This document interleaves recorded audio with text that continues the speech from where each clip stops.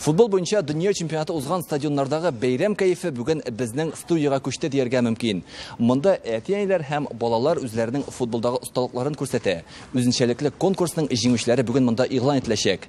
Катнашучылар үзләренең белемнәрен генә түгел, капкага гол кертү буенча да осталыкларын күрсәтәләр.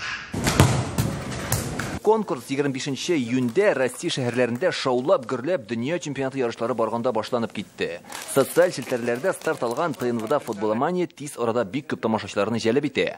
Футболга битараф булмаган кешеләр үзләренең иҗади эшләре белән уртаклаша башлый. Бәйгенең максаты футбол буенча дөнья чемпионатының якты мизгелләрен яктырту һәм Яңа гасыр телерадио компаниясының социаль челтәрләрдәге төркемнәрен, аккаунтларын популярлаштыру. Бәйге 3 юнәлештә үткәрелде. Беренчесе викторина, икенчесе репостлар һәм өченчесе фотоконкурс. Һәм менә бүген Яңа гасыр канал студиясендә иң креатив һәм кызыклы фото җибәрүчеләрне бүләкләү тантанасы. Аларны һәммәсендә бер сыйфат берләштерә. Ул спортны ярату һәм даими рәвештә футбол белән кызыксыну.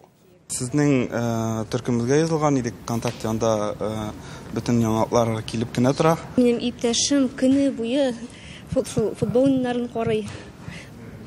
Бик ярата, җанатабыз ни һәрбарыбызда. Гаилә белән җанатабыз.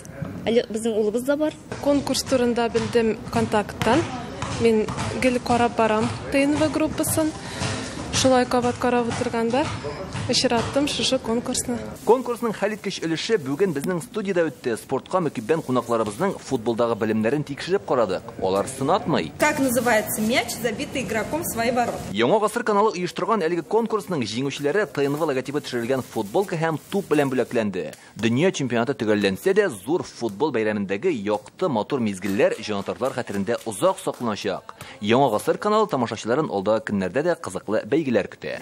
Илдар Сафиуллин, Игорь Романов, Яңа гасыр каналы.